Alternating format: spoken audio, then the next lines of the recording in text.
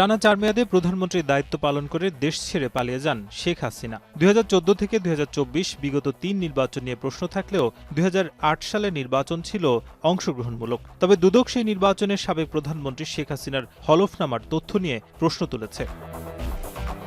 দুদক বলছে ২০০৮ সালের নির্বাচনে ১,৭৫,০০০ টাকার স্থাবর সম্পদ এবং ৩,৪৭,০০,০০০ টাকার অস্থাবর হিসাব দাখিল করেন শেখ হাসিনা।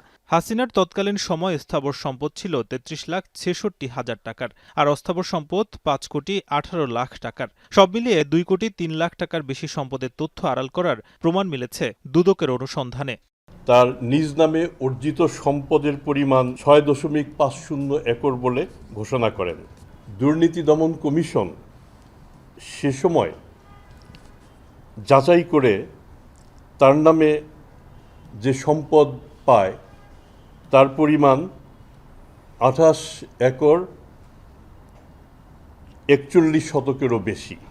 সংবাদ সম্মেলনে দুদক চেয়ারম্যান বলেন, তথ্য গোপন করায় শেখ হাসিনার প্রার্থিতা থাকার সুযোগ ছিল না। এ বিষয়ে ব্যবস্থা নিতে নির্বাচন কমিশনকে চিঠি দিয়েছেন তারা। নির্বাচন কমিশনে তারা যে হলফনামা দিয়েছে, তিনি যে হলফনামা দিয়েছেন সেই হলফনামা আমাদের কাছে আছে।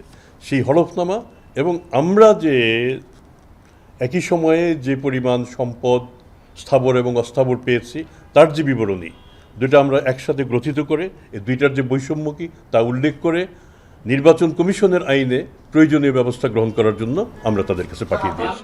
আর দুদক আইন অনুযায়ী এই মিথ্যা তথ্য দেওয়ার ঘটনায় শেখ হাসিনার বিরুদ্ধে মামলা বা পরবর্তী পদক্ষেপ নেওয়া হবে বলে জানিয়েছে সংস্থাটি। হলফনামা দাখিল করতে হয়। নাজমুস সাকিব, এখন, ঢাকা। মোহাম্মদ আখতার হোসেনকে